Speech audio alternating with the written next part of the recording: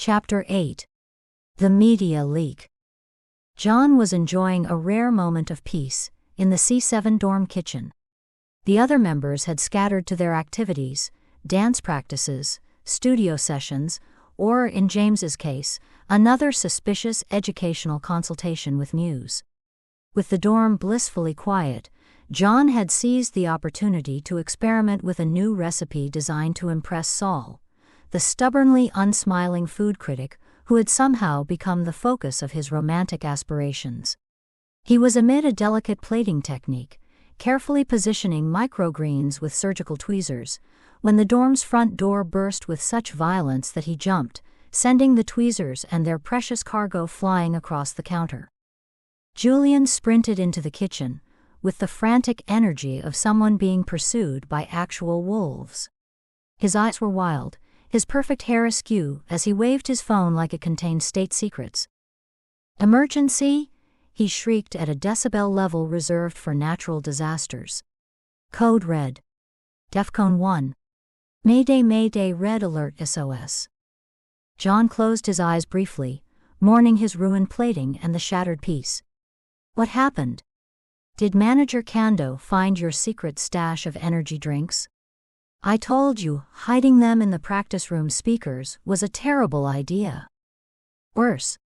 Julian thrust his phone into John's face with such force that it nearly broke the eldest member's nose. Look.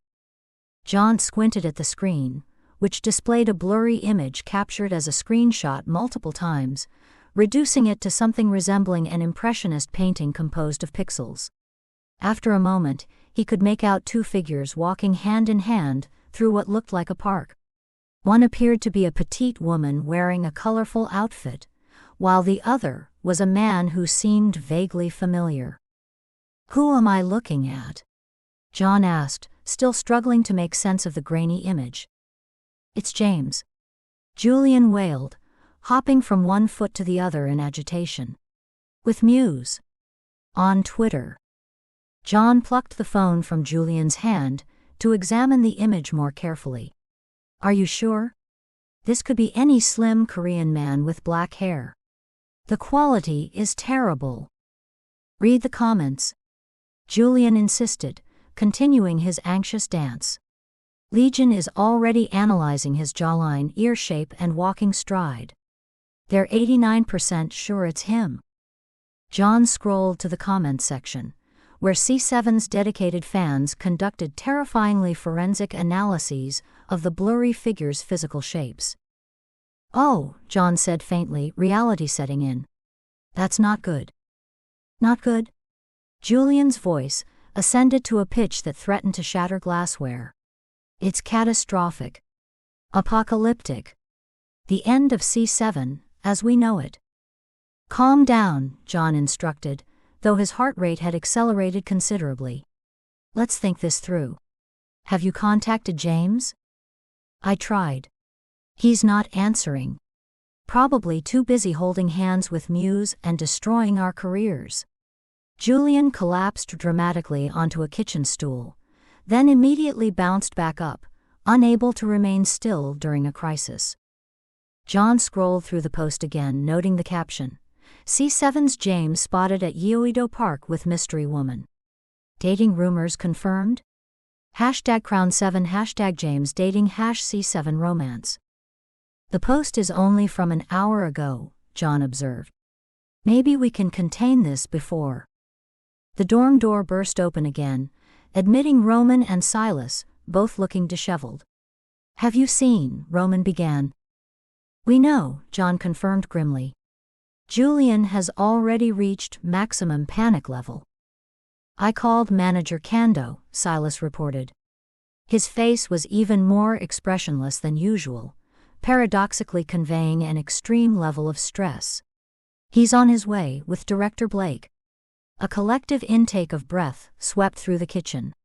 Director Blake never visited the dorm, unless something was extremely good or catastrophically bad.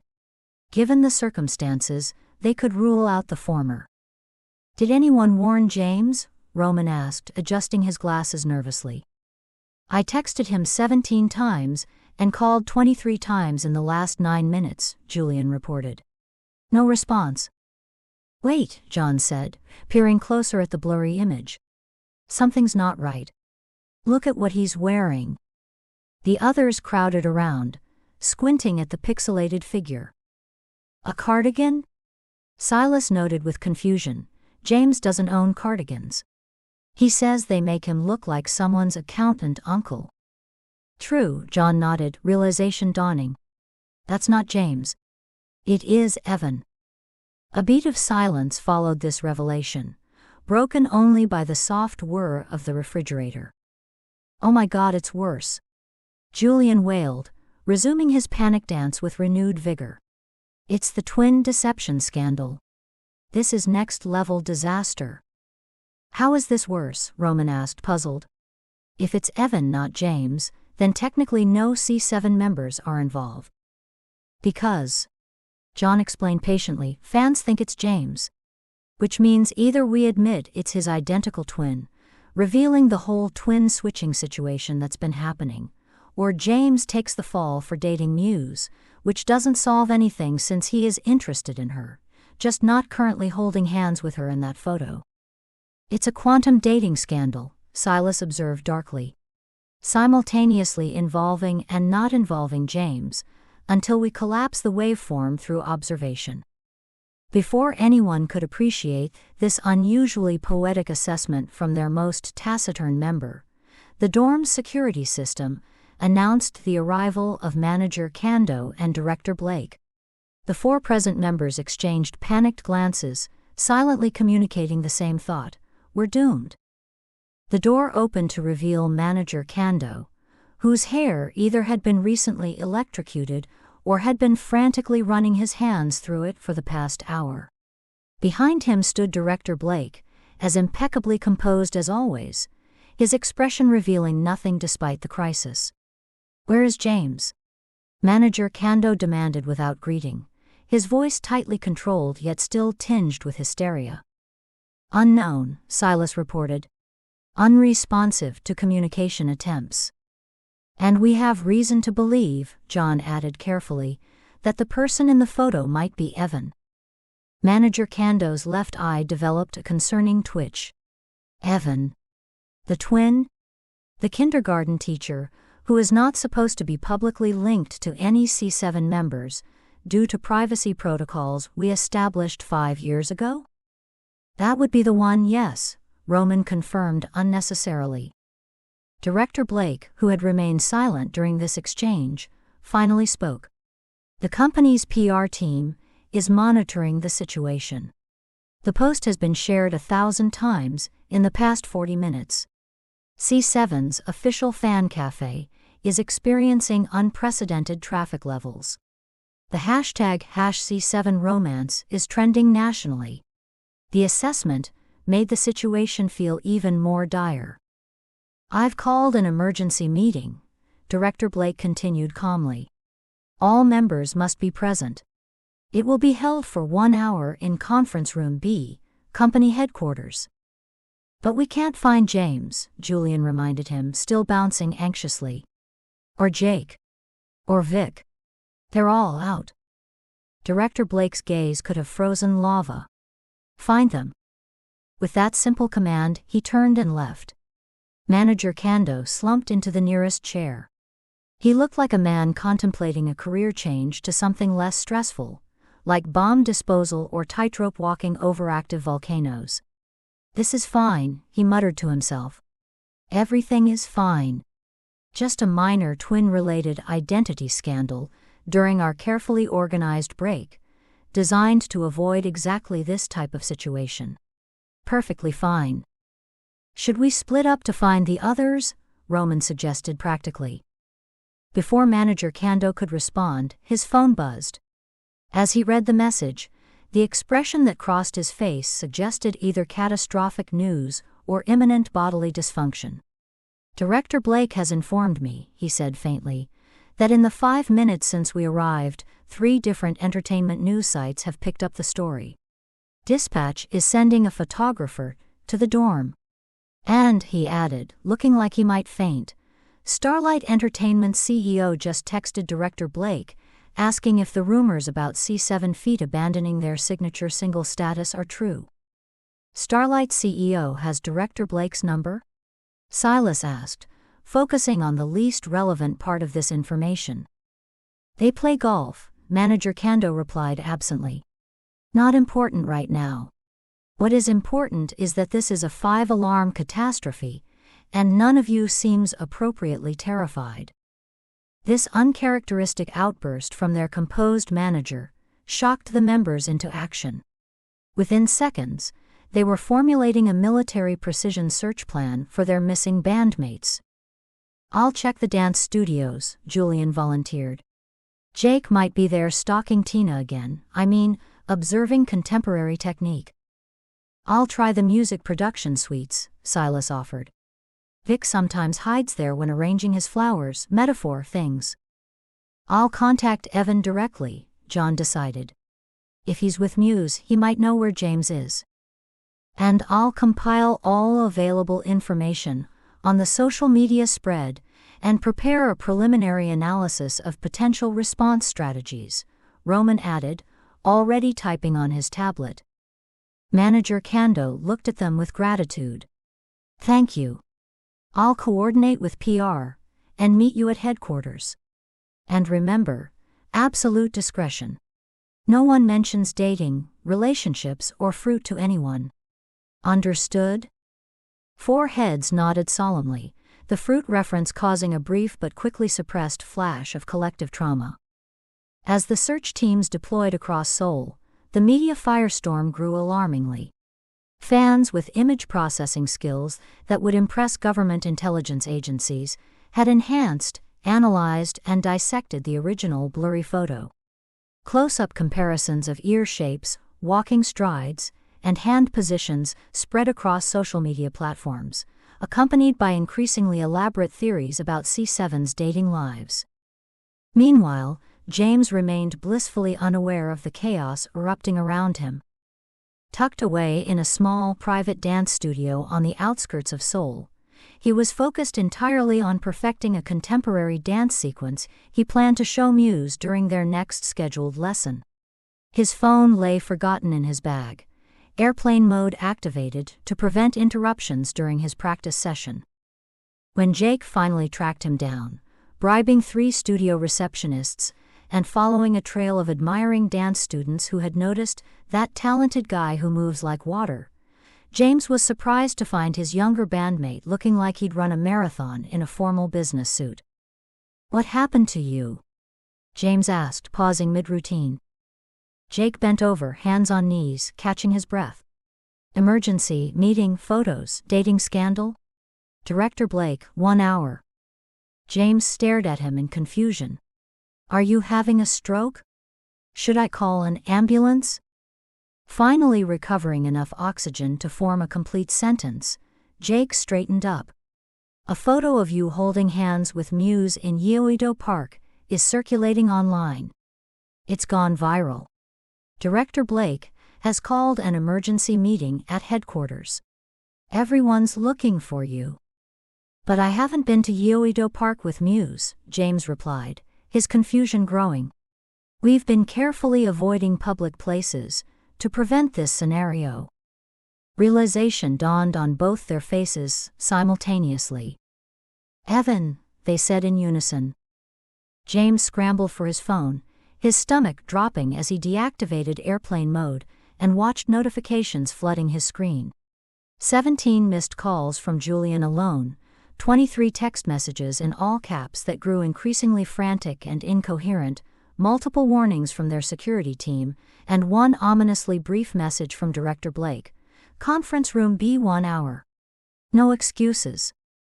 "How bad is it?" James asked, already knowing the answer. Jake's expression said everything. "On a scale of 1 to apocalyptic? Let's say Manager Kando's left eye is twitching again." "The eye twitch," James groaned. "That's never a good sign." As they rushed toward headquarters, James desperately tried to reach his twin brother, only to discover that Evan, too, had gone mysteriously unreachable. His anxiety spiked with each unanswered ring, scenarios of increasing disaster playing through his mind like a particularly bleak music video. At the company headquarters, security guards escorted them through a private entrance to bypass the small crowd of photographers gathered at the main doors. The tension in the elevator, as they rose to the conference level, was thick enough to cut with a knife. "What exactly am I walking into?" James asked Jake as he prepared himself. "I don't know," Jake admitted. "I was sent to find you, before getting any details." But Vic texted that Manager Kando is stress-eating John's emergency chocolate stash, which is never a positive indicator. The elevator doors opened to reveal Manager Kando pacing the hallway, his phone pressed to his ear, and his free hand making increasingly distressed gestures. "Don't care what kind of statement you've prepared, we need a comprehensive crisis management strategy, not a band-aid for a bullet wound. Director Blake wants options, and he wants them 5 minutes ago." Spotting James, Manager Kando's expression cycled through relief, frustration, and resigned despair in rapid succession. "He's here. We'll be in shortly," he said on the phone before ending the call. "Nice of you to join us during this minor career extinction event," Manager Kando greeted James, his calm tone belied by the vein visibly pulsing in his forehead. "Please tell me you have some explanation that will magically transform this disaster into a minor inconvenience." "I think it's Evan in the photo, not me," James offered weakly. "Yes, we've established that particular quantum uncertainty," Manager Kando sighed. "Which creates the delightful choice between revealing your twin's existence and your complicated arrangements, or allowing the world to believe you're dating Muse, which, although technically true in intent if not current reality, violates approximately 17 clauses in your contract." James glanced at the summary. "When you put it that way, it sounds terrible." "Bad." Manager Kando's voice rose an octave. "James, bad is wearing the wrong brand during a sponsor event. This is somewhere beyond catastrophic and approaching extinction-level public relations." He took a deep breath, visibly trying to compose himself. "Everyone's waiting inside. Director Blake has given us exactly 57 minutes to develop a management strategy before the company board meeting, where he will somehow have to explain why C7 appears to be having some collective romantic awakening during what was supposed to be a carefully controlled break period." As Manager Kando ushered them toward the conference room, James's phone finally buzzed with a message from Evan. "Just saw the news. With Muse coming to headquarters now. I'm so sorry." At least one mystery was solved, though it did little to mitigate the looming crisis. James squared his shoulders, preparing to face whatever awaited him behind the conference room door. As a global superstar, he had weathered countless challenges, from grueling performance schedules to cultural misunderstandings abroad. But somehow, nothing in his extensive idol training had prepared him to explain to Director Blake why his identical twin brother had been photographed holding hands with the kindergarten teacher they were both potentially interested in, creating a dating scandal that threatened C7's carefully maintained public image. Over the years, Conference Room B has witnessed many tense meetings, contract negotiations, comeback planning sessions, and post-performance evaluations. Today, the atmosphere reached unprecedented levels of anxiety as the 7 C7 members sat around the polished table, facing Director Blake and a group of company executives. James, the last to be fully briefed on the situation, had barely had time to process the crisis's magnitude before being ushered into the meeting. Now he sat with his head in his hands as PR Director Ms. Lim displayed the damning evidence on the large screen. Not just the original blurry photo, but dozens of fan-enhanced versions, side-by-side comparisons, and increasingly elaborate timeline reconstructions of his supposed secret relationship. "So let me get this straight," James groaned. "My brother, who promised to be discreet about his connection to me, was photographed holding hands with Muse, who everyone now thinks is my secret girlfriend? Correct, Director Blake confirmed, his calm voice contradicting the severity of the situation. The photo has been shared approximately 15,000 times in the past 2 hours.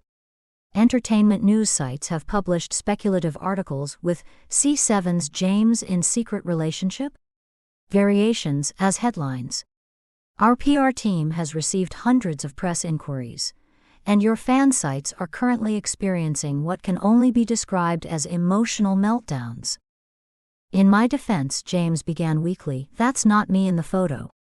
Yet you are pursuing a relationship with Ms. Song, Director Blake observed, making it a statement rather than a question.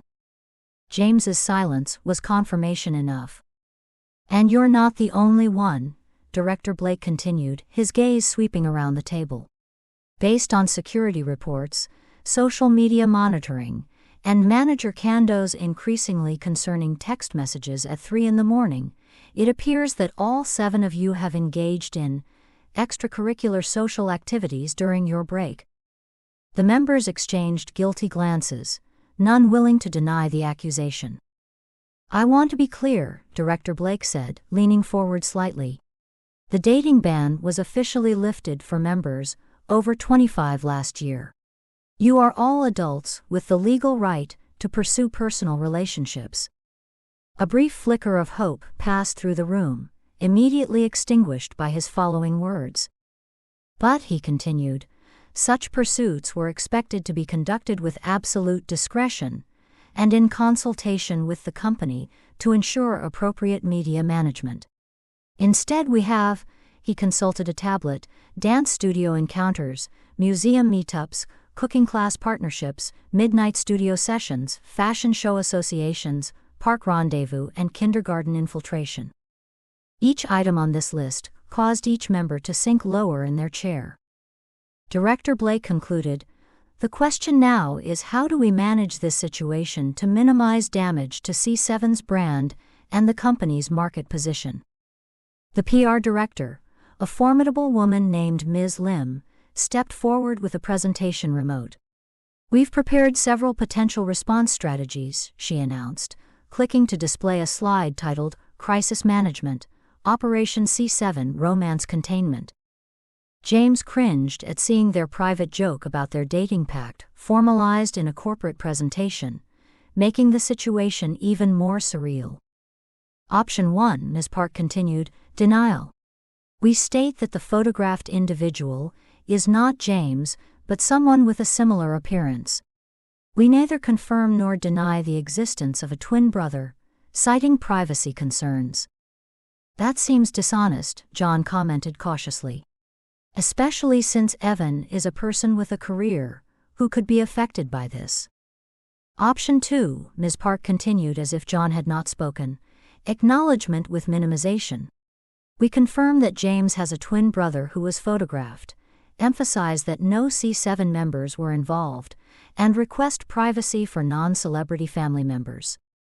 That protects Evan but throws Muse into the spotlight as potentially dating him instead, James pointed out, looking uncomfortable. Option 3, Ms. Park pressed on, controlled revelation. We acknowledge the dating ban modification, confirm that members may explore personal relationships during their break, and ask for fans' understanding and support during this evolution of C7's journey. A heavy silence fell over the conference room. Option 3 essentially meant acknowledging their dating projects, which would fundamentally alter their relationship with fans who had invested years in the fantasy of C7 as exclusively devoted to their music and Legion. Just as the tension peaked, the conference room door opened, admitting PD, the company's reclusive musical genius responsible for many of C7's biggest hits. Director Blake's eyebrows rose fractionally, the only indication of his surprise at this unscheduled interruption. This is a closed meeting. I know, PD replied, assertive for someone who typically avoided corporate confrontations. But this concerns the creative direction of C7, which is my department. Director Blake studied him for a long moment, then nodded once, gesturing to an empty chair at the far end of the table. The tension in the room shifted from pure anxiety to a more complex mixture of apprehension and unexpected possibility. "I have concerns about option 3, the marketing director interjected. "Our market research indicates that 78% of C7's core fandom values the members' perceived accessibility. Confirming multiple simultaneous relationships could create significant backlash." On the other hand, the digital content director countered, "Our youngest demographic segments show increasing support for idol dating. A progressive approach could strengthen our position with Gen Z consumers who value authenticity." As the executives debated the relative merits of each strategy, the 7 members exchanged helpless glances. Once again, their personal lives were analyzed as marketing variables, and their feelings were reduced to considerations of brand positioning. "If I may," PD interrupted, his quiet voice cutting through the debate. "I've worked with these 7 since their debut.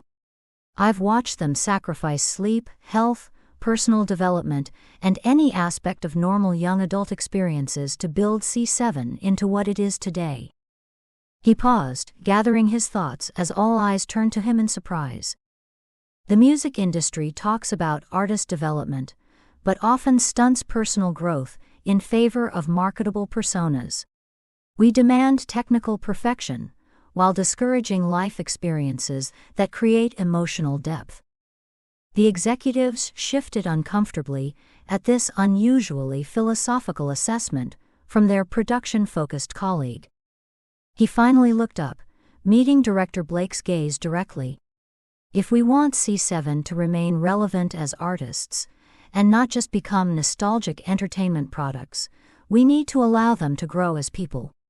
That means supporting their right to regular human experiences, including romantic relationships." The silence that followed this unexpected advocacy was thick with surprise. PD, who rarely spoke more than necessary even in production meetings, had just delivered the most impassioned speech anyone could remember hearing. Director Blake studied him thoughtfully. "An interesting perspective, PD. Are you suggesting we proceed with option 3? "I'm suggesting we stop treating adults like managed assets and start treating them like the artists we claim to be developing," PD replied. "Yes, option 3 with appropriate implementation." Director Blake turned to the 7 members, who had been watching this exchange with varying degrees of hope and trepidation. "And what do you think? This situation affects your careers most directly." The members exchanged glances, a silent conversation passing between them. Finally, John, as the eldest, spoke on behalf of the group. "We all entered this industry knowing it would require sacrifices," he began carefully. "We've accepted that reality and are grateful for the opportunities we've been given. But," he hesitated, searching for the right words, "we're also people whose ability to connect with audiences comes from our ability to convey emotion. How can we do that if we're not allowed to experience real life?" Emboldened by John's statement, Julian jumped in with his usual enthusiasm. "We're not asking to flaunt relationships or distract from our work. We want to evolve so we can grow as artists. The experiences we've had during this break have influenced our creative perspectives," Roman added thoughtfully. "My composition approach has improved based on conversations about art interpretation that wouldn't have happened within our usual environment. Even if some of these connections don't ultimately become long-term relationships," Silas contributed, surprising everyone with his willingness to participate, "the experiences themselves have value for our growth."